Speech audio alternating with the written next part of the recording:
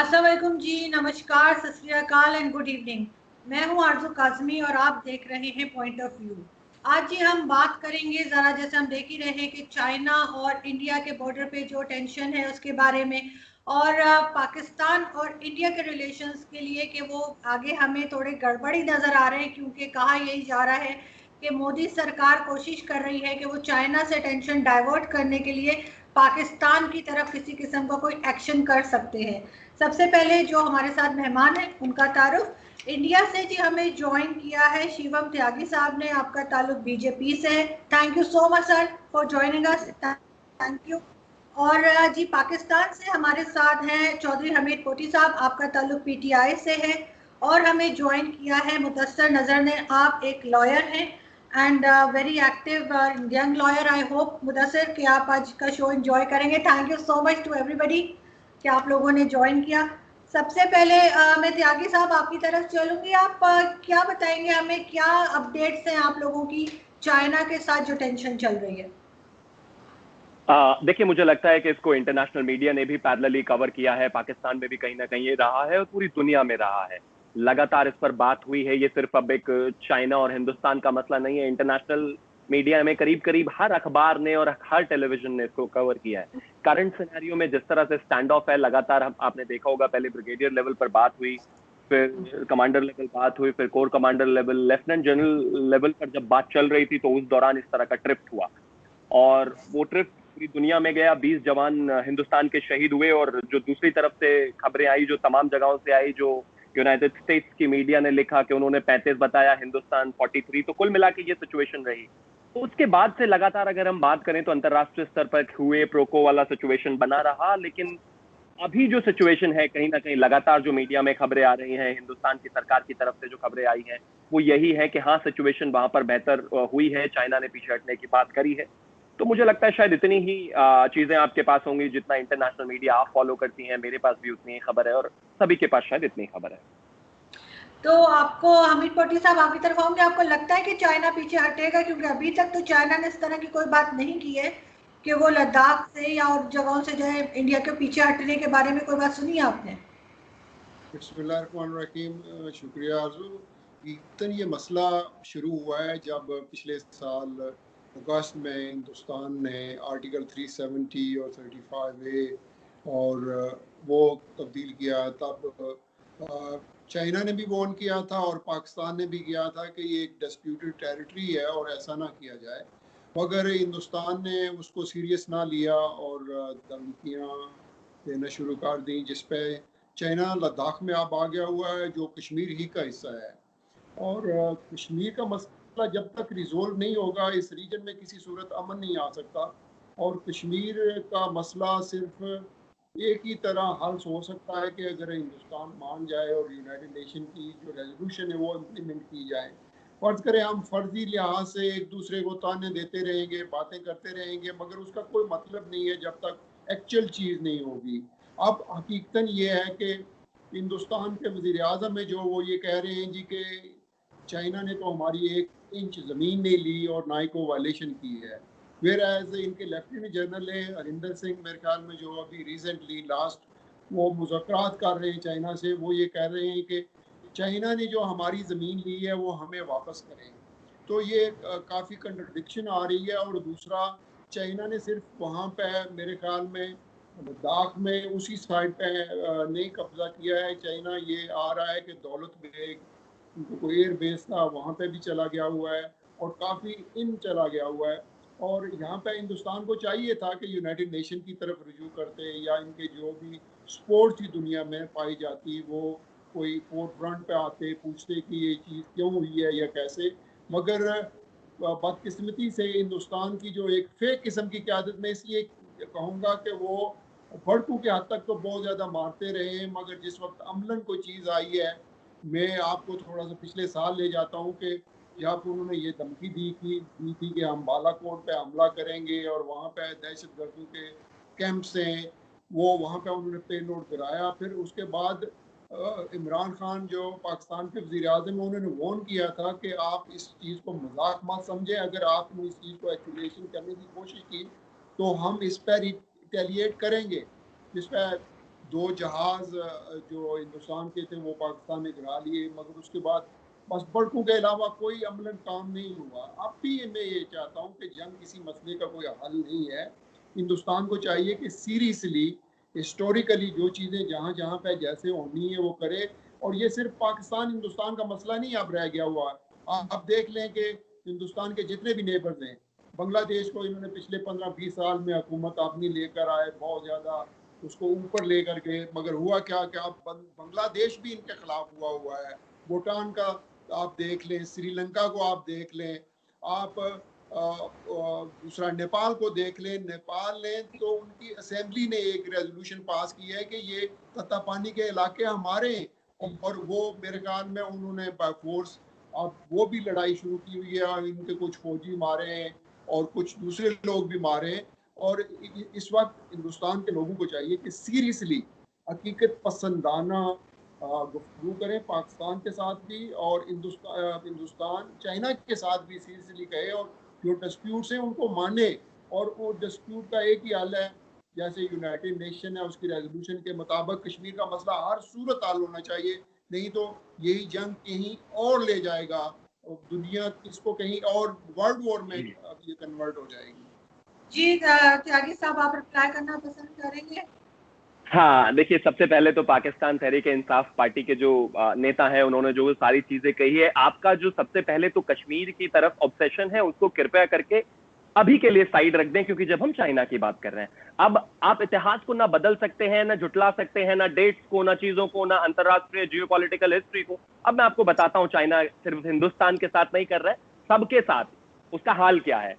China की अगर मैं बात करूं, नेपाल के साथ चाइना का विवाद पहले से है, आपको पता है। अभी परसों ही उनके विपक्ष ने एक मुद्दा उठाया है जिसमें उन्होंने कहा है कि 64 एकड़ जमीन चाइना ने ऑलरेडी नेपाल की घेर ली है। ये कोई नई बात नहीं है, पिछले साल इन्हीं दिनों में वहां की एक सरकार की रिपोर्ट लीक हुई थी जिसमें कहा गया था कि कहीं ना कहीं ईस्ट नेपाल में लगातार अतिक्रमण चाइना करता आ रहा है। ठीक है, आपको याद होगा 2017 का डोकलाम ट्राई जंक्शन था, जहां पर भूटान और हिंदुस्तान और चाइना की सीमा लगती है। चाइना ने उसके साथ क्या किया वो भी आपको याद होगा। 2009 से साउथ चाइना सी में क्या कर रहा है चाइना, आप बहुत अच्छी तरह से जानते हैं। वहां किस पर उसकी लड़ाई नहीं है। अब आप देखिए, साउथ चाइना सी में जापान के 2 आयरलैंड है, उस पर उनकी लड़ाई है। मलेशिया के साथ पिछले महीने ही 1 महीने तक स्टैंड ऑफ रहा। इंडोनेशिया के साथ उसका वहां पर झगड़ा है। रशिया के साथ 1,54,000 स्क्वायर किलोमीटर की सीमा शेयर करता है चाइना, कहता है ये भी मेरी है। 4 अग्रीमेंट कर चुके हैं, लेकिन बावजूद उसके वहां पर भी उसकी सिचुएशन ऐसी ही है। इसके अलावा वियतनाम को वो अपना कहते ही है, और आपको पता ही होगा तमाम तरह की चीजें। कोई एक सीमा चाइना की जो किसी से लगी हुई हो और वहां पर विवाद ना हो, तो आप मुझे बताएं। मैं चलो एक सेकंड के लिए मैं आपके इस लॉजिक को ले भी लूं कि हिंदुस्तान वहां पर अतिक्रमण कर रहा है, एग्रेशन दिखा रहा है। साहब, छोटा सा मुल्क वियतनाम क्या कर रहा है, हांगकांग के क्या हाल है, आप अच्छी तरह से जानते हैं। इंडोनेशिया, मलेशिया, ये इतने छोटे छोटे से मुल्क है, आपको लगता है ये चाइना के लिए कुछ करेंगे? लेकिन चाइना वहां पर भी एग्रेशन कर रहा है। जितनी भी बॉर्डरिंग स्टेट्स हैं चाइना के साथ, चाइना की जो एक्सटेंशनिस्ट नीति है, जो विस्तारवादी नीति है, उससे कहीं ना कहीं सारी दुनिया का हाल खराब है। और आपको एक और चीज बता देता हूं आपके रेफरेंस के लिए, 2016 में Philippines international court of justice China को खींच चुका है और वहां से जीता भी है, फिलीपींस जैसा मुल्क। तो कृपया करके जब आप चाइना की बात करते हैं तो इस तरह की चीजें ना करें। अब आ जाते हैं खास तौर पर कश्मीर को लेकर। कश्मीर को लेकर भी आप पूरी दुनिया में गए, 370 पर आपके लीडर्स तमाम जगह गए। ओआईसी ने आपने क्या देखा? आपने देखा सऊदी अरेबिया किस तरह से चुप रहा, आपने देखा और भी तमाम तरह की कंट्रीज। देखिए, 1994 में हिंदुस्तान की संसद ने एक रेजोल्यूशन पास किया था नरसिम्हा राव जी की गवर्नमेंट में कि जो कश्मीर है वो हिंदुस्तान का अभिन्न हिस्सा है। मैं मानता हूं बायलैटरल ये चीज है और आप इसको बार बार कहते हैं कि यूनाइटेड नेशंस हमें जाना चाहिए। सिचुएशन ये है कि हर बॉर्डरिंग स्टेट के साथ कहीं ना कहीं अलग एक तरह का ट्रिप है, उसको बायलैटरली डील होना चाहिए। पाकिस्तान से हिंदुस्तान ने लगातार बात करने की कोशिश की है। आपको याद होगा नवाज शरीफ जी की बेटी की शादी में इस देश के प्रधानमंत्री गए थे। और इसके अलावा भी मैं एक चीज आपको बता देता हूं आरजू जी, सिचुएशन ऐसी है कि अगर मैं आपसे कहूं कि मुझे आपसे दोस्ती करनी है लेकिन खंजर मेरे हाथ में हो, छुरी मेरे हाथ में हो, तो वो दोस्ती नहीं चल सकती। वो जो आतंकवाद है वो छुरी है, जब तक वो साइड से इरेडिकेट नहीं होगा, वहां से नहीं हटेगा, किसी भी तरह की दोस्ती होना पॉसिबल ही नहीं है। आप उसको हटा दीजिए, चीजें अपने आप बेहतर हो जाएंगी। अटल जी ने कहा था कि आप कुछ भी बदल सकते हैं, अपने पड़ोसी नहीं बदल सकते, आप दोस्त भी बदल सकते हैं लेकिन पड़ोसी नहीं बदल सकते। मैं कहता हूं दो मुल्क आगे जाकर बेहतर कर सकते हैं, लेकिन जो सिचुएशन है और आतंकवाद की वजह से जिस तरह से एक ट्रिप पैदा हुआ है इंटरनेशनली, ये अपने आप में बहुत परेशानी का सबब। जी बिल्कुल ठीक कहा आपने, किसी हद तक ठीक है, लेकिन आपकी सारी बात से मैं एग्री नहीं कर पाऊंगी। मुदस्सिर, आप क्या कहेंगे? आपको लगता है कि पाकिस्तान के लिए पॉलिसी अलग तरह की होती है इंडिया की, और जो चाइना है उसके लिए बिल्कुल अलग पॉलिसी चल रही है? हाँ बिल्कुल, क्योंकि इसका वजह ये है कि इंडिया बेशक चाहे एक्सेप्ट ना करना चाहे, बट इंडिया ये रियलाइज़ ज़रूर करता है कि चाइना जो है वो स्ट्रॉन्ग है कंपेयर टू इंडिया। और एक चीज़ और मैं कहना चाहता हूँ, वो ये कि आप जब कोई ऐसी लेजिस्लेशन करते हैं जिसे आप ऑपरेशन लीगलाइज करते हैं, तो जो फ्रीडम मूवमेंट्स होती हैं वो लेजिटमाइज हो जाती हैं। तो फिर जो यूज़ ऑफ फोर्स होती है, चाहे वो इंडिजिनस मूवमेंट्स की हो या वो एक्सटर्नल हो, वो लेजिटमाइज हो जाती है। वो इस वजह से I think our guest left. हाँ, वी विल बी बैक। आप करें बात, आप करते अच्छा, रहें। सही। तो जब अब इंडिया की जो कंट्रोवर्शियल लेजिस्लेशन थी, उसने ऑपरेशन को लेजिटमाइज कर दिया। अब जब लीगलाइज कर दिया, जब उन्होंने ऑपरेशन को लीगलाइज कर दिया, तो यूज़ ऑफ फोर्स लेजिटमाइज हो गई, क्योंकि आपने एक ऑपरेसिव रिजीम उधर बिठा दी। फिर उसके बाद जो इनका चाइना के साथ डिस्प्यूट चल रहा है, वो आज का नहीं चल रहा। और जो चाइना के साथ है, अब यही चाइना था, ये इनको पहले चुन लाई साहब ने नेहरू को लेटर लिखा था कि हम जो लाइन ऑफ एक्चुअल कंट्रोल, जिसको आज जो लाइन ऑफ एक्चुअल कंट्रोल है, उससे हम 20 किलोमीटर्स ईच दोनों साइड्स पीछे जाती हैं। और इनको उस पर भी एतराज़ था। अब वो जो मैकमैन लाइन है, जो एक समझ लें कि एक हिस्टोरिकली एक जो बाउंड्री कंसिडर होती है चाइना और इंडिया के बीच में, ऑल्दो जिसको दोनों डिस्प्यूट करते हैं, चुन लाई साहब के लेटर में वही उस मैकमैन लाइन का ही रेफरेंस था कि इससे 20 किलोमीटर्स दोनों पीछे हट जाते हैं, ताकि जो एक बोन ऑफ कंटेंशन बना हुआ है इंडिया और चाइना के बीच में, वो रिजॉल्व हो सके। नेहरू ने उसके जवाब में फॉरवर्ड पॉलिसी अडॉप्ट की थी, जिसके उन्होंने क्या किया था कि वो अपनी पोस्ट फर्दर आगे ले गए थे, and that became the foundation of 1962 war between India and China. So this is how the dispute started. और उसके बाद फिर जो इनकी 90s में हुए, वो भी जो एग्रीमेंट्स की कोशिशें हुई थी, वो नहीं हुई थी, थ्रू नहीं हुई थी। सो बेसिकली हुआ क्या है कि ओवर द टाइम जब चाइना आया भी है टेबल पे, या उसने प्रपोजल लेके भी आया है, तो उसका रिप्लाई नहीं किया गया इंडिया की तरफ से, because somewhere at some point India seems to have this thinking that they can dictate around in the region, but they cannot.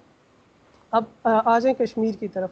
Kashmir में भी इनका जो कंट्रोवर्शियल आता है, जो लेजिस्लेशन है जो उन्होंने कॉन्स्टिट्यूशन को किया है, उसने कश्मीर में इनके ऑपरेशन को लीगलाइज कर दिया। तो कश्मीर की जितनी फ्रीडम मूवमेंट थी, जिसको वो बेशक वो कहें कि भाई ये वो है एंटी स्टेट मूवमेंट है, वो लेजिटमाइज हो गई है। फर्स्टली बिकॉज वो इंडिजिनस है, और सेकेंडली बिकॉज इन्होंने जो उसका स्पेशल स्टेटस रिवोक किया। इनका जो कॉन्स्टिट्यूशन इंस्पिरेशन डिराइव करता था, वो इंटरनेशनल लॉ से डिराइव कर रहा था। जो इनके कॉन्स्टिट्यूशन की दोनों क्लॉजेस थी, वो यूएन के रेजोल्यूशन से इंस्पिरेशन डिराइव कर रही थी, कि जिसके तहत इन्होंने कश्मीर को एडमिनिस्टर कर रहे थे। अब जब इन्होंने वो एक जो फाउंडेशन थी, उसी को इन्होंने रिब्यूक कर दिया है, और इन्होंने इंटरनेशनल लॉ की सरीहन खिलाफ वर्जी की है। तो अब इस वजह से भी ये अपना मैटर जो है लद्दाख वाला, ये उधर नहीं लेके जा सक रहे इंटरनेशनल किसी भी फोरम पे। द रीज़न बीइंग कि इन्होंने अपने लीगल सिस्टम में इंटरनेशनल लॉ को रिब्यूक कर दिया है। तो जब इन्होंने खुद रिब्यूक कर दिया, तो ये इंटरनेशनल लॉ के दरवाजे कैसे खटखटाएंगे? That's my point. जी त्यागी साहब, आप कुछ कहना चाह रहे थे? देखिए, मुदस्सिर ने जो कहा, मैं उससे अलग एक मेरी राय है। और क्या है हिंदुस्तान का स्टैंड, व्यू पॉइंट बड़ा क्लियर है। 2014 से पहले अगर मैं अपने देश की बात करूं, खासतौर पे गलवान घाटी की बात करूं, उस DSDBO की बात करूं, फिंगर 2 से लेकर फिंगर 8 तक चाइना लगातार अपनी बात रखता रहा है कि हम वहां तक हैं, जबकि हिंदुस्तान कहता रहा है कि हम फिंगर 8 तक हैं। अब इंपॉर्टेंट चीज ये है कि 2014 से पहले हिंदुस्तान के बॉर्डर पर जितनी भी कंस्ट्रक्शन थी, वो करीब करीब ना के बराबर थी। अगर मैं लिपुलेख की तरफ से शुरू करूं और आगे पहुंच जाऊं DSDBO तक गलवान में, तो वहां पर हमारा क्या है, 2014 के बाद से सरकार ने अपनी पॉलिसी बिल्कुल क्लियर कट की है कि हमें कहीं ना कहीं अपने बॉर्डर्स पर इंफ्रास्ट्रक्चर डेवलप करना ही पड़ेगा, आज नहीं तो कल। मेरे देश में भी तमाम तरह की बातें होती है, यहां पर भी ऑपोजिशन है, लेकिन एक चीज बहुत बड़ी क्लियर है, वहां पर हमने एक DSDBO रोड बनाया जिसका टोटल स्ट्रेच है 255 किलोमीटर। पहले दिन से लगातार वहां पर शुरू हुई और उसी को लेकर बहुत क्लैरिटी है। अगर आप मैं डीप में बाद में क्या हुआ वो एक अलग चीज है।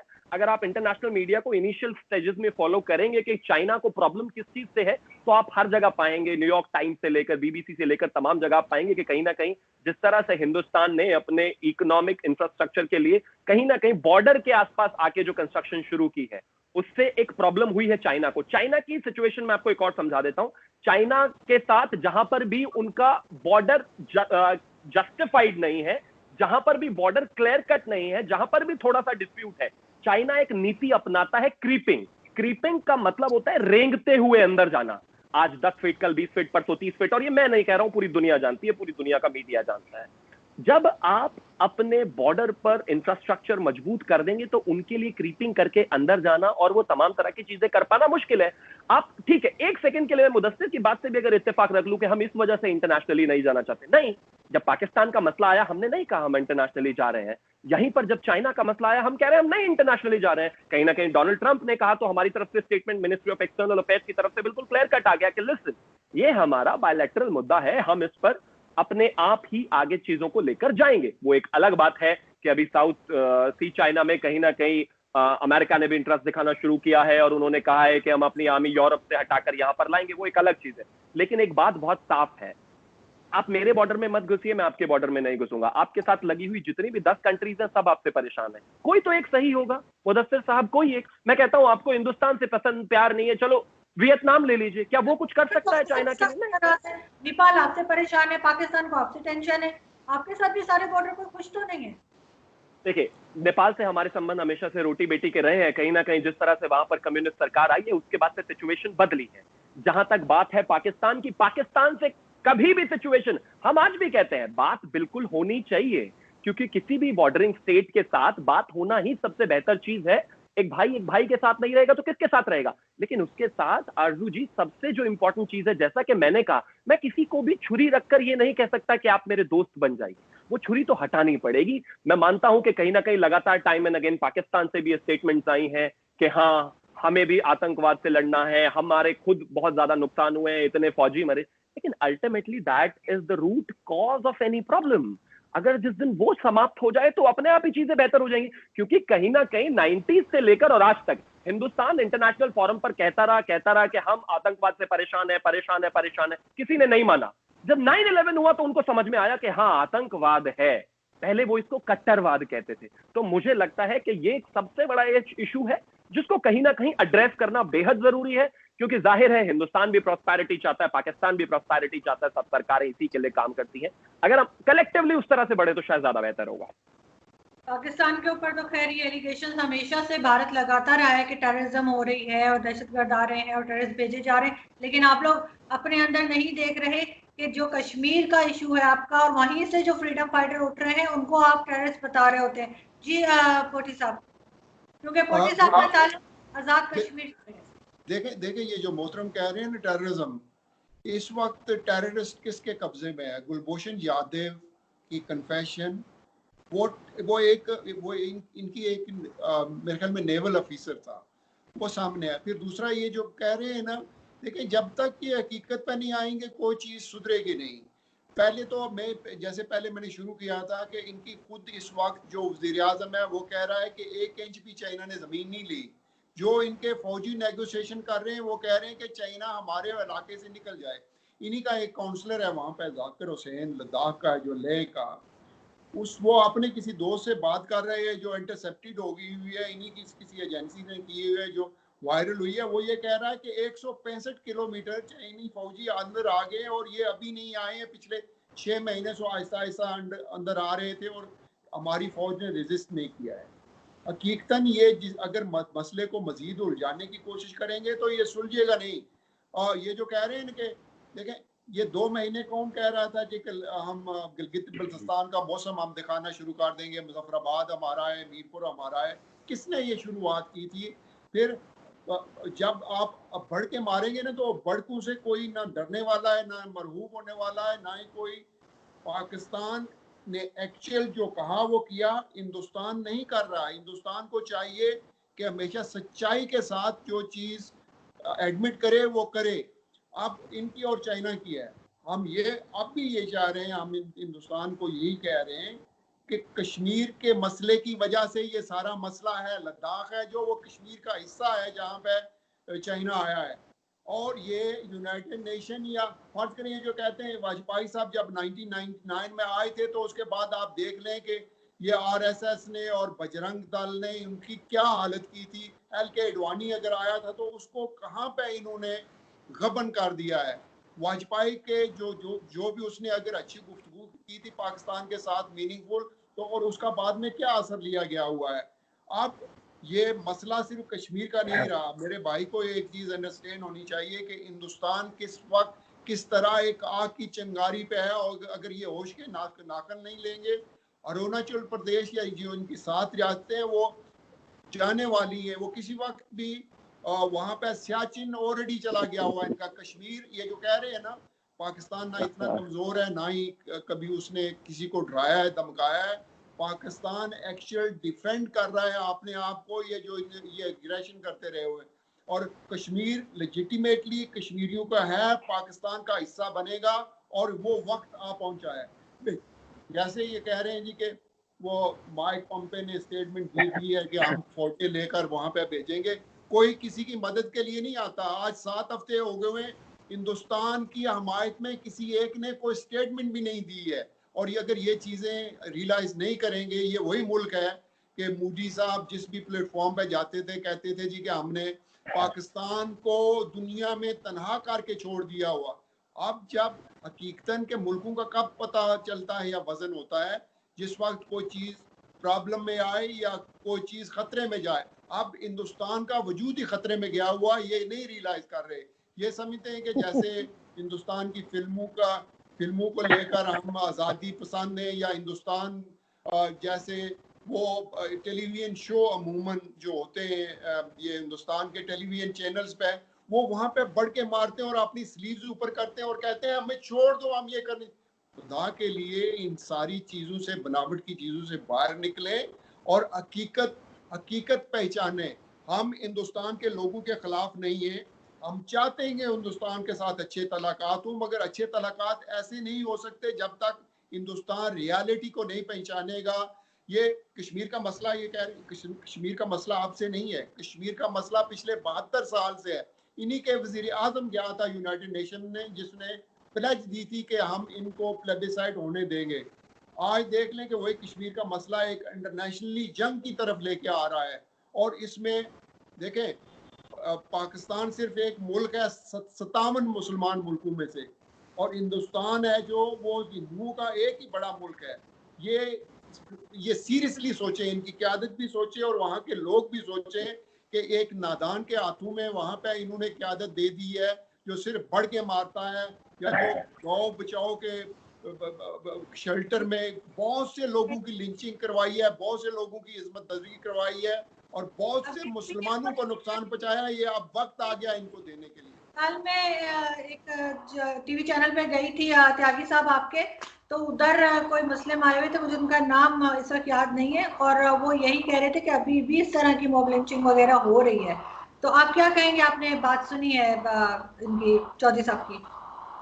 देखिए, हिंदुस्तान एक डेमोक्रेटिक मुल्क है, और सवाल जो पूछ रहा है वो मुल्क है जिसने 1956 में अपने आप को इस्लामिक रिपब्लिक ऑफ पाकिस्तान लिख दिया था।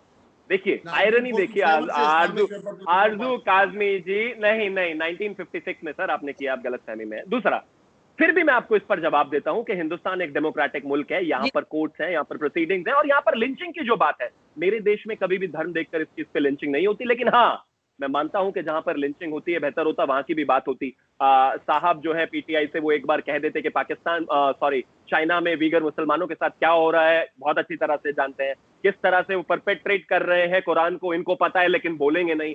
और सर बोलिए, आप अपनी देश की जनता को गुमराह तो कर सकते हैं, लेकिन मैं आपको सिर्फ इतना कहना चाहता हूं कि आज नहीं तो कल आपको ये एड्रेस करना पड़ेगा इशू, क्योंकि ये इशू इतना बड़ा है। अगर आज आप इसको एड्रेस नहीं करेंगे ना, तो कल चाइना आप ही के लिए खतरा है। आप जो मुझे डरा रहे हैं और आप जो कह रहे हैं कि मेरा प्रधानमंत्री आप ऐसे बिठा दिए, मेरे वही प्रधानमंत्री है जिसको इस दुनिया के 5 बड़े बड़े इस्लामिक मुल्कों ने अपने अवार्ड से नवाजा है, जैसे हम यहाँ भारत रत्न कहते हैं, और आप कहते हैं कि वो बिल्कुल नहीं जानते। इसके अलावा अगर आप बात करते हैं कि आज नहीं तो कल हिंदुस्तान को परेशानी होगी और खतरा हो सकता है चाइना से, साहब दुनिया के तीसरे नंबर की फौज हम लेकर बैठे हैं। मैं ये नहीं कह रहा हूं कि हम किसी को लड़, ये जो सॉफ्ट पावर आप लगातार हिंदुस्तान को डेंट करने के लिए काम करती थी बॉर्डरिंग स्टेट्स, अब वो नहीं चल सकता।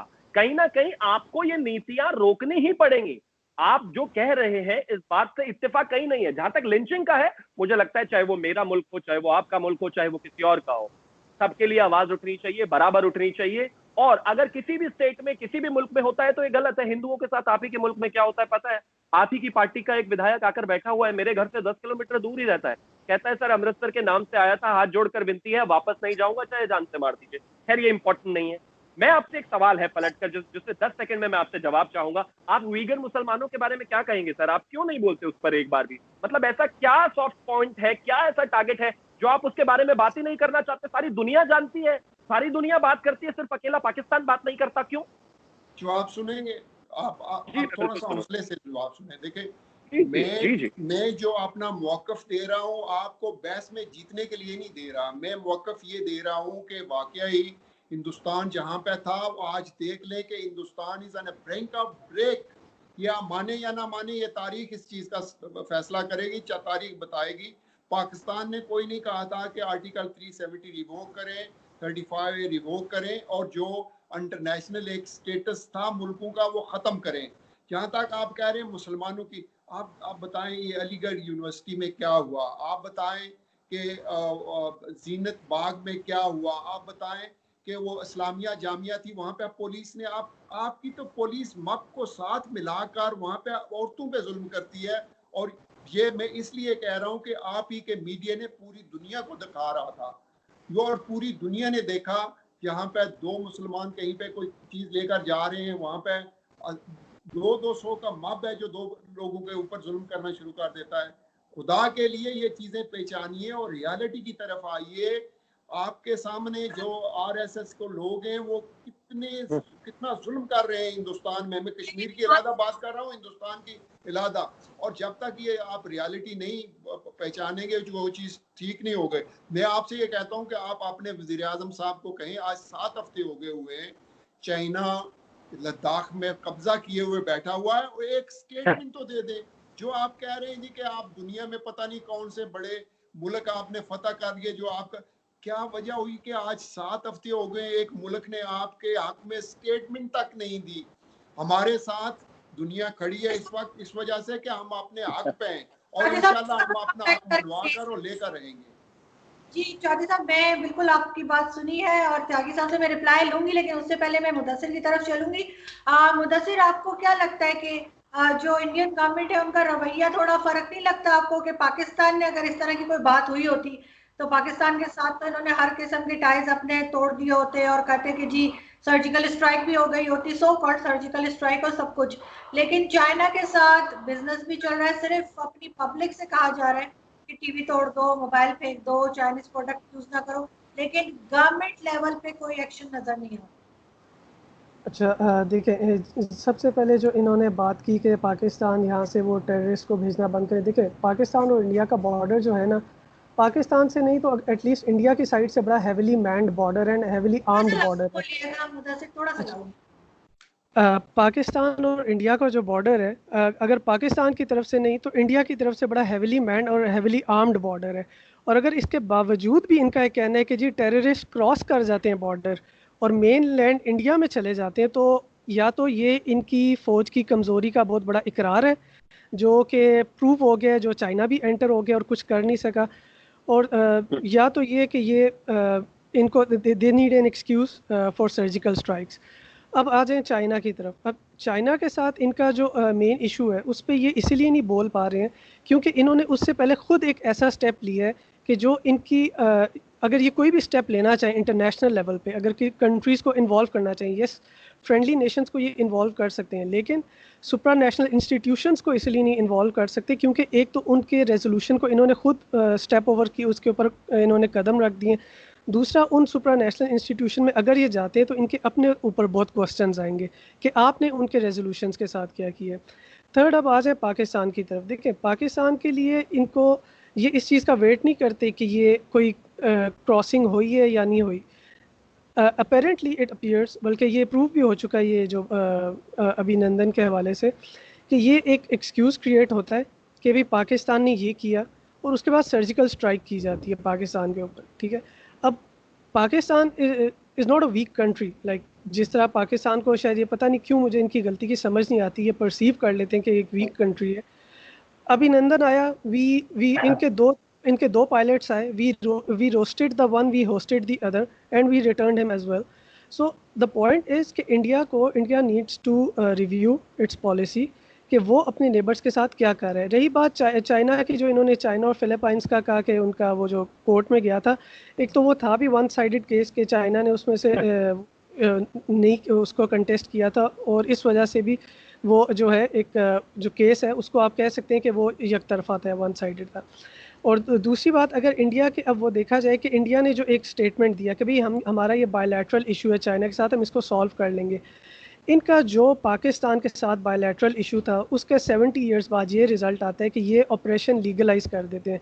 तो what ground do they have to argue कि ये बाकी के अपने नेबर्स के साथ मामलात सॉल्व कर लेंगे, गिवन द फैक्ट कि इन लोगों ने जो ऑलरेडी एग्जांपल सेट की है वो कोई अच्छी नहीं है। जी त्यागी साहब, आपने बात सुनी है, हमारे दोनों पार्टिसिपेंट्स क्या कहेंगे? जी, मैं दोनों को एक एक करके जवाब देता हूँ। कितना इंटरेस्टिंग फैक्ट है कि ओसामा बिन लादेन जैसे लोग और उसके कुछ जो आतंकवादी थे, वो अगर यूनाइटेड स्टेट्स के एयरपोर्ट पर घुस जाते हैं, फ्लाइट लेकर उड़ जाते हैं, तो ये कमजोरी यूनाइटेड स्टेट्स की है। जो आतंकवादी है उसकी गलती नहीं है। अगर मेरे घर में कोई दीवार तोड़ के घुस जाता है और दीवार टूट जाती है, तो गलती जो है घर वाले की है, उसने दीवार कमजोर बनाई, जो घुस के आया चोर, उसकी कोई गलती नहीं है। आप इसको ऐसे जस्टिफाई कर रहे हैं, which is absolute blunder. One, दूसरा, अगर आपने बात किया अभी इसके इस संधि में, फिलीपींस वाले में, चाइना ने इसलिए कॉन्टेस्ट वहां पर नहीं किया क्योंकि उनको पता था वो गलत है। जापान के साथ भी उनके 2 बंदरगाहों का चल रहा है, दो जो उसके साथ क्या वहां पर भी सिचुएशन ऐसी है, वियतनाम के साथ भी यही चल रहा है। खैर, इसको साइड रखते हैं। दूसरा, आपने जो कहा ऑपरेशन लीगलाइज कर दिया हमने कश्मीर में 1946 में, जब कबायलियों को बैक करके पाकिस्तान ने आजाद कश्मीर जिसे आप कहते हैं उस पर कब्जा कराया था। उससे पहले मैं आपको बता देता हूं, लॉर्ड माउंटबेटन के साथ में एक सामने बैठकर उसकी प्रेजेंस में एक ट्रीटी हुई थी, जिसमें हिंदुस्तान को पाकिस्तान को करीब 75 करोड़ रुपए देने थे। 25 करोड़ एडवांस दे चुके थे। बावजूद उसके आपने जिसको आजाद कश्मीर कहते हैं कब्जा कर लिया था हिंदुस्तान ने, फिर भी 55 करोड़ रुपए दिए थे, क्योंकि we wanted to get go ahead with the treaty, because at least bilateral relationships ऐसे चलने चाहिए। और अब आप कहते हैं कि दुनिया हमारे साथ नहीं खड़ी। मुझे लगता है आप माइक पॉम्पियो का बयान शायद आपने सुना नहीं, जब वो लगातार कह रहे हैं कि चाइना जिस तरह से साउथ सी में लिंक में जाकर कर रहा है ऑपरेशन, हम उसका जवाब देंगे, वहां पर फौज आएगी। शायद आपने ये भी नहीं देखा कि रशिया S-400 ऑलरेडी हिंदुस्तान को दे रहा है, हमारे डिफेंस मिनिस्टर वहां पर गए थे। शायद और भी तमाम तरह की चीजें आप नहीं दे रहे हैं। आपके साथ कौन खड़ा है? जब ये 370 एब्रोगेशन हुआ और 35A एब्रोगेशन हुआ, कौन था आपके साथ? वही रियल टेस्टिंग टाइम था ना, कोई नहीं था। और दूसरा, आपने कहा चाइना, आपको हिंदुस्तान के 20 सिपाही नजर आ रहे हैं, लेकिन सारी दुनिया कह रही है 43 मारे हैं हिंदुस्तान की फौज ने, आपको वो नजर नहीं आ रहा क्योंकि आप उसे सेलेक्टिवली देखना नहीं चाहते। और ये मैं नहीं कह रहा हूं, चाइना कहता है कि एज अ गुड जेस्चर हम अपना नंबर जो है बताना नहीं चाहते। कोरोना हमने फैलाया, हम बताना नहीं चाहते। बॉम्ब आकर गिरे, एयर स्ट्राइक हुई, हम बताना नहीं चाहते। अब हमारे 43 मरे, हम बताना नहीं चाहते। बताना क्यों नहीं चाहते? आप स्टैंड ऑफ करके खड़े हो सामने हमारे, आप और बताना नहीं चाहते नंबर, क्योंकि पता है आपको कि आपके ज्यादा मरे हैं। दूसरी चीज, हिंदुस्तान इस चीज को लेकर अब बड़ा क्लियर कट है कि अगर सीमा विवाद है, हम पीछे नहीं हटने वाले साहब। अगर उनको हमें अपने सीमा में एक लॉजिकल तरीके से सोचिएगा, सीमा में अगर घुसने देना होता तो वहां फौज स्टैंड ऑफ नहीं कर रही होती। वहां क्यों होता स्टैंड ऑफ इतने समय से? वो भी सिर्फ ये भी टसल भी इसलिए क्रिएट हुआ क्योंकि कहीं ना कहीं हमें लगा कि जिस तरह से डिप्लोमेटिक लेवल पर चीजें हल हो रही थी, शायद सिचुएशन जो है आसान होने की तरफ थी, या फिर कहीं ना कहीं यही सेम सिचुएशन 1 महीने पहले अराइज हुई थी, वो भी इसी तरह से डिग्रेड हुई, लेकिन ये नहीं हुई। चलो ठीक है, कहीं ना कहीं चाइना ने धोखा दिया, लेकिन आप चिंता मत कीजिए, आपकी भी घड़ी बहुत ही निकट है। उसने क्या किया है नेपाल के साथ आपके सामने है। उसने क्या किया है आप श्रीलंका के साथ आपने देखा है, हम्बनटोटा पोर्ट उसका पहले से ले चुका है। उसने क्या किया है भूटान के साथ आप बहुत अच्छी तरह से जानते हैं। ज्यादा महंगी दरों पर ब्याज पर पैसा देने के बाद वो मुल्कों के साथ क्या करता है आपके सामने है। मैं कुछ नहीं कह रहा हूं, मैं सिर्फ आपको इतना कह रहा हूं कि हाँ, मेरे स्टेट के अंदर, मेरे देश के अंदर आज एक ऐसे प्रधानमंत्री हैं, आज एक ऐसे व्यक्ति हैं जो अपनी सीमा की सुरक्षा करना बहुत अच्छी तरीके से जानते हैं। मैं मानता हूं एक एक जवान का दुख है, लेकिन हाँ, उनके कितने सर हमने लिए ये भी आपको पता है। आप नहीं मानना चाहते और हंसते रहना चाहते हैं, हंसिए। वी रियली हैड होप कि एक क्रिकेटर आए हैं तो कहीं ना कहीं चेंज होगा, लेकिन हुआ क्या? Nothing, back to square one, वही सिचुएशन है, कुछ भी चेंज नहीं हुआ। ये आपको लगता है कि कुछ भी चेंज नहीं हुआ, लेकिन बहुत कुछ चेंज हुआ है। हम रवैया देख रहे हैं, हम देख रहे हैं किस तरह का बिहेवियर जो है आपके साइड से आ रहा है, आपकी जो सो कॉल्ड आपके नेता हैं उनकी तरफ से जो बिहेवियर आ रहा है। जी मुदस्सिर, आप कुछ कहना चाह रहे थे? मैं ये कहना चाहा था कि जो इन्होंने एग्जांपल दी कि जी मेरे घर में कोई बाहर से आएगा हमला करेगा, आपके घर में से कोई बाहर से नहीं आ रहा, आपके घर के अंदर शोरशें उठी हुई हैं, आप वो संभालें। दरवाजे से कोई दरवाज़ा तोड़ के किसी को अंदर आने की ज़रूरत भी नहीं है। पॉइंट ओसामा ये बिन है लादेन अंदर से थे। वो उन्होंने इंडिया पे अटैक भी नहीं किया मेरे ख्याल से। वो अमेरिका और उसामा बिन लादेन का terrorism is a terrorism, either it's for India और for America. Sir please understand, don't say this. वो आपके लिए भी, अभी अभी आप बोलते हैं कि ये आपके लिए भी प्रॉब्लम है, अब आप कहते हैं कि उन्होंने इंडिया पर नहीं किया। जी अच्छा, तो अब पॉइंट बीइंग के टेररिज्म की बात की जाती, देखें जो कश्मीर में 8 लाख फौज बैठी हुई है, वो पता नहीं कौन सा पीस कीपिंग मिशन उधर लेके बैठी हुई है। जिधर टेररिज्म रोकना होता है ना, सबके सामने सबसे बड़ी एग्जांपल पाकिस्तान की है। 2 to 3 इयर्स में टेररिज्म ख़त्म करके रख दिया हमने पूरे कंट्री में। और इधर क्या वजह कि 8 लाख फौज से कोई 70 साल से टेररिज्म नहीं ख़त्म हो रहा। तो एक्सेप्ट द फैक्ट कि it could be any other thing as well, it could be a different situation, it may not necessarily be terrorism, it could be an indigenous movement. आप जब एक किसी को देखें, इंसानी फितरत है कि वो कैद होके नहीं रह सकती, उसकी आज़ादी जो है आप नहीं दबा सकते। इंसानी फितरत, वो चाहे कोई पाकिस्तानी किसी और को दबाने की कोशिश करे या वो कोई इंडियन किसी और को दबाने की कोशिश करे, इंसानी फितरत है कि उसने रिवॉल्ट करना है। और ये कश्मीर में हो रहा है। हम उनको सपोर्ट करें या ना करें, बेसिकली अगर हम उनको ना भी सपोर्ट करें तो वो ऑलरेडी हम कर भी नहीं रहे। जिस तरह ये इमरान खान ने बोला था अपने पार्लियामेंट के उसमें कि हमें क्या ज़रूरत पड़ी है ऐसी सिचुएशन में कि जब पाकिस्तान ऑलरेडी बड़े लाइक चीज़ों को डील कर रहा है, हम क्यों कश्मीर में इस तरह का कुछ करेंगे। उधर इंटरनली इतना कुछ हो रहा है कि उसको बाहर से फ्यूल सप्लाई करने की ज़रूरत ही नहीं है। तो एक ये जो एक नैरेटिव बन गया हुआ है कि जी उधर कश्मीर में कोई दहशत गर्दी हो रही है, 8 लाख फौज अगर नहीं संभाल सकती तो वो दहशत गर्दी नहीं है, उसको दूसरे एंगल से देखें। बिल्कुल सही।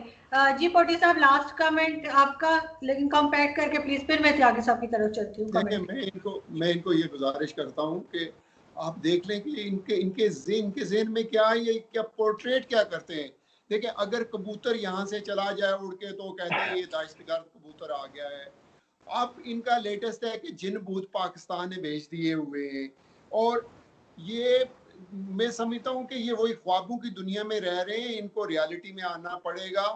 जब तक, मैं अब भी लास्ट पे ये कहता हूँ कि जब तक ये कश्मीर का मसला सीरियसली नहीं लेंगे, मैं आज आरजू, ये मेरे ख्याल में आपका रिकॉर्डेड प्रोग्राम है, मैं इनसे कह रहा हूँ पाकिस्तान किसी सूरत नहीं बच सकता। पाकिस्तान टूट जाएगा और टूटने पे आया हुआ है। फिर ये रियलाइज नहीं कर रहे कि पाकिस्तान हिंदुस्तान से 5 गुना साइज में छोटा है, इसकी आर्मी छोटी है। जो मुल्क बराबर का जब वो आया, वो आज ये दुबक के अपनी पहलू में बड़े हुए हैं। कोई बंदा स्टेटमेंट देने के लिए तैयार नहीं है कि ये चाइना ने क्यों घुस आया है। और ये जब तक हकीकत को नहीं पहचानेंगे, और ये मेरे ख्याल में अब वक्त आ गया है कि एक्चुअल जो इंसाफ है वो हिंदुस्तान में पाकिस्तान के लोग ही इम्प्लीमेंट करेंगे, जैसा उन्होंने मुसलमानों ने 1000 साल तक हुकूमत की है पाकिस्तान में। ये तारीख है, और उस 1000 साल में कोई तारीख ये एक बार भी नहीं कहती कि मुसलमानों ने किसी पे जुल्म किया हो, चाहे वो ईसाई हो चाहे हिंदू हो। वो सारे के सारे एक बिल्कुल ही आज़ाद शहरियों की हैसियत से उन्होंने ज़िंदगियां गुजारी हैं पिछली 1000 साल। साजिशें होती हैं दुनिया में, वो मुल्क डूबते हैं, वापस आ जाते हैं। और मेरे ख्याल में अब ये वक्त फिर वही आ गया हुआ है कि हिंदुस्तान के मुसलमानों को ही दोबारा मुड़ के हिंदुस्तान को संभालना पड़ेगा। ये जो हिंदुइज्म है, इसने ये प्रूव कर दिया है कि ये बाकी किसी मजहब के बंदे को वहाँ पे, चाहे वो दलित हो, चाहे मुसलमान हो, चाहे ईसाई हो, सिख हो। आप देख लें कि पंजाब में क्या असर किया हुआ है।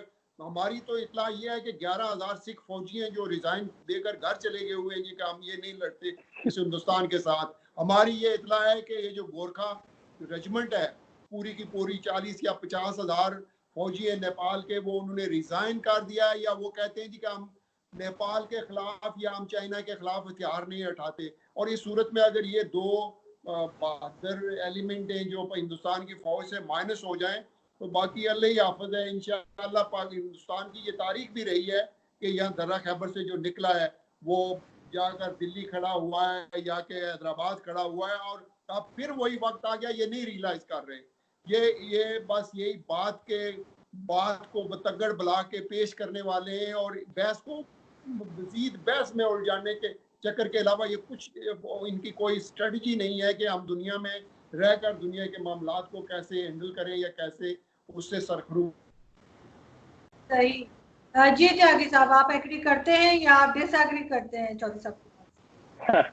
देखिए, मुझे लगा था सबसे पहले शुरुआत में कि पीटीआई मतलब एक पॉलिटिकल पार्टी, लेकिन मुझे लग रहा है कि ये तो एक फर्जी न्यूज का अड्डा ज्यादा है कि वो गोरखा रेजिमेंट से क्या चल रहा है वो है।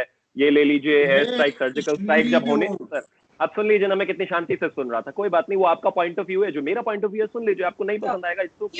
तो सबसे इंपॉर्टेंट चीज ये है कि आपको जब ध्यान रखना चाहिए था आपकी सेना पर सर्जिकल एयर स्ट्राइक के समय, एयर स्ट्राइक के सर्जिकल स्ट्राइक के समय, तब तो आपने रखा नहीं। अब आप गोरखा रेजिमेंट में क्या हो रहा है, इधर पंजाब में क्या हो रहा है, उस पर ज्यादा ध्यान रख रहे हैं। बहरहाल शुभकामनाएं आपको। दूसरा, हमें जो करना है हमने किया। जहां तक मामला कश्मीर का है, हम उसको अपना एक इंटेग्रल पार्ट मानते हैं, और वो है भी, और हमने उसमें 370 एब्रोगेशन और 35A एब्रोगेशन कर दी।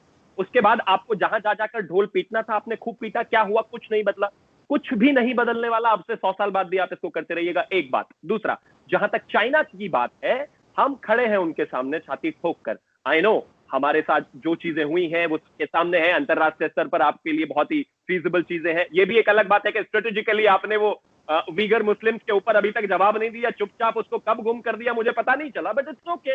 मैं आपकी पॉलिटिकल परेशानी समझ सकता हूं, आप पॉलिटिकल व्यक्ति जरूर है, लेकिन कम से कम एक शब्द तो बोल दीजिए ना। मुसलमान तो सब जगह का मुसलमान होता है। और एक और चीज मैं आपको बताना चाहता हूं, आप जो कहते हैं ना कि मुसलमानों ने 1000 साल तक राज किया, उस राज में आप गुलाम थे, मैं भी था, क्योंकि हिंदुस्तान जब एक था सभी गुलाम थे। वो जो उन्होंने राज किया ना, उनसे आपका कोई संबंध नहीं है, आप यहीं के थे। जिसे आप पाकिस्तान कहते हैं, पहले जो हिंदुस्तान का था, आप और आपके दादा परदादा और उनके परदादा, मुझे अपनी 10 जनरेशन का नाम पता है, वो सब यहीं के थे, गुलाम थे। तो कृपया करके जो इस तरह के लोग हैं उनको अल्यूर करना बंद कीजिए। ये आपके लिए भी गलत है। सिर्फ धन के नाम पे किसी को बड़ा कर देना, जिसने आपके ऊपर आपको गुलाम बनाकर रखा हो, वो कहां तक सही है? मैं सिर्फ इतना मानता हूं कि चाहे वो हिंदुस्तान हो, चाहे वो पाकिस्तान हो, चाहे कोई और भी जगह, सब धर्म सब जगह रहने चाहिए। सबके अपने अपने इश्यूज जरूर है, कोशिश रहनी चाहिए कि ठीक हो। लेकिन हाँ, इतना जरूर है, एक सबसे बड़ी प्रॉब्लम जो सिर्फ मेरी नहीं है, जो मुदस्सिर ने कहा वही वाली लैंग्वेज बोली जो वेस्टर्न वर्ल्ड कभी मानता नहीं था आतंकवाद को, कि हो सकता है इनकी ये इंटरनल प्रॉब्लम हो हिंदुस्तान की। हमारी इंटरनल प्रॉब्लम कहां हो सकती है सर? कहां तक आपने देखा है? आज तो वेस्टर्न वर्ल्ड भी नहीं बचा हुआ, और कहीं ना कहीं आप ही लोगों को हर कोई अकाउंटेबल ठहराता है। और आपके यहाँ इसलिए नहीं होता क्योंकि मेरे ही घर में अगर चोर है तो चोरी थोड़ी होगी सर। लेकिन हाँ, इतना जरूर है, अगर आप विल के साथ आगे बढ़ेंगे तो हाँ, ये चीज आज नहीं तो कल सुधरेगी। क्योंकि सभी मुल्कों को कहीं ना कहीं, मैं ज्यादा क्रिटिसिज्म में नहीं जाना चाहता, सभी मुल्कों को कहीं ना कहीं एक प्रॉस्परस हैप्पी लाइफ देने की जरूरत है अपनी जनता को। आप भी वही कीजिए, मेरी सरकार भी वही कर रही है। जहां तक बात बॉर्डर सिचुएशंस की है, कहीं ना कहीं ज्यादा बेहतर होगा कि जो आदमी कर्ज देकर कंट्रियां कब्जा लेता है, पोर्ट कब्जा लेता है, उससे दूर रहेंगे तो ज्यादा बेहतर होगा। बाकी आपकी मर्जी। नहीं, आप बिल्कुल चाइनीज मुस्लिम्स के ऊपर तो बात होगी, बिल्कुल पाकिस्तान भी करेगा जो कुछ वहां पे गलत हो रहा है, लेकिन उसके ऊपर बात करने से ये नहीं होगा कि हम कश्मीर की बात नहीं करेंगे या भारत की बात नहीं करेंगे। मैं बिल्कुल कहती हूँ और मैं बिल्कुल एक्सेप्ट करती हूँ कि चाइना में गलत हो रहा है और हमें बोलना चाहिए, हमारी गवर्नमेंट को भी उस पर बोलना चाहिए और खुल्लम खुल्ला बोलना चाहिए। जैसे हम इंडिया की बात करते हैं, जैसे हम कश्मीर की बात करते हैं, इसी तरह से हमें चाइनीज मुस्लिम्स के लिए भी बात करनी चाहिए। लास्ट कमेंट मुदस्सिर आपका, फिर मैं क्लोजिंग पे जाऊंगी। ओके, देखिए जो बात की ना कि जी विल होनी चाहिए डिस्प्यूट को सॉल्व करने के लिए, विल कभी वन साइडेड नहीं होती, विल हमेशा म्यूचुअल होती है। और अगर आपको विल की एग्जांपल चाहिए ना इंडिया पाकिस्तान में, तो 1857 की वॉर ऑफ इंडिपेंडेंस आप देख लें। बेशक उसका रिजल्ट फेलियर में था, लेकिन मिल के लड़ा था क्योंकि म्यूचुअल विल थी। उसका रिजल्ट क्या आया, that's a different thing. Point being कि जब तक आपकी विल म्यूचुअल नहीं होगी, आपका रिजल्ट नहीं होगा। कोई एक एग्रेसर बन के आ जाए और इम्पोज करना चाहे विल को, और चाहे कि वो हो जाए कि एक्सेप्टेबल हो जाए, ऐसा कभी नहीं होगा। It has to be both the countries. और इंडिया और पाकिस्तान को एक चीज़ ये रिकग्नाइज़ करनी पड़ेगी कि देखें, इंडिया पाकिस्तान में कभी भी माइट इज़ राइट वाला फार्मूला नहीं चल सकता। ये इतना बड़ा, ये दो इतने बड़े कंट्रीज़ हैं, ओके अगर बांग्लादेश को भी ऐड करते हैं, ये 3 इतने बड़े कंट्रीज़ हैं कि इसमें अगर ये म्यूचुअल विल के साथ बैठे, सबसे बड़ा ह्यूमन रिसोर्स इन 3 कंट्रीज़ में, टेक्नोलॉजिकल रिसोर्स बहुत है, नेचुरल रिसोर्सेज बहुत है, ये 3 आप जब कंबाइन करें तो ये 3 countries they could lead together. But क्या है कि ये दोनों एटलीस्ट इंडिया और पाकिस्तान स्पेसिफिकली आपस में इतने डिवाइडेड है कि हम लोगों के बीच में एक इशू था कश्मीर का, हमने उसको आउट ऑफ द कंटेक्स्ट किया, फिर हमने कई डिफरेंट न्यूमरस कॉन्टेक्स्ट क्रिएट किए इश्यूज़ के, और अब हमने बजाय इसके हम एक को सॉल्व करते कि हम कहते कि भाई ओके ये हमारा इशू है, इसको रखते एक तरफ और बाकी हम लेते हैं कॉन्फिडेंस बिल्डिंग मेजर्स। हमने वो नहीं लिए, इंस्टेड हमने उस इशू को एक्स्ट्रापोलेट किया, डिफरेंट इश्यूज क्रिएट किए और उन पे फिर सियासत भी करते हैं। तो जब तक ये इश्यूज़ को आप नहीं करेंगे, इश्यूज़ को इश्यूज़ पे नहीं रखेंगे, इश्यूज़ को कम नहीं करेंगे, अगर आप ये डिसाइड कर लें कि हमारा जो एक इशू है उसके हम 2 नहीं बनाएंगे, तो जब तक आप ऐसा नहीं करेंगे आप आगे नहीं बढ़ सकते, चाहे वो इंडिया चाहे वो पाकिस्तान है। बिल्कुल ठीक है। एंड आई होप कि हमारे साथ आज जितने भी पैनलिस्ट हैं, चाहे वो इंडिया से हो या पाकिस्तान से, हम कुछ ना कुछ अपने तौर पे अपने हद तक जो है वो अच्छा करने की कोशिश करेंगे ताकि ये जो टेंशन है वो कुछ कम हो। और साथ ही आई होप कि जल्दी ही जो है वो इंडिया और चाइना का जो डिस्प्यूट चल रहा है, जो प्रॉब्लम चल रहा है, वो भी सॉल्व हो जाए। इसलिए कि अच्छा नहीं लगता चाहे कहीं भी लड़ाई झगड़ा हो रहा हो, पाकिस्तान के ऊपर जरूर इफेक्ट पड़ता है, चाहे वो चाइना और इंडिया का ही हो रहा हो। ऐसा नहीं हो सकता कि उसी एरिया में रहते हुए हमारे नेबरिंग कंट्री में कुछ हो रहा हो और हमें इफेक्ट ना हो। तो आई होप कि आप लोग जल्दी इस प्रॉब्लम से निकल आएंगे। थैंक यू सो मच आप सब कि आप लोगों ने ज्वाइन किया। Thank you sir. Thank you.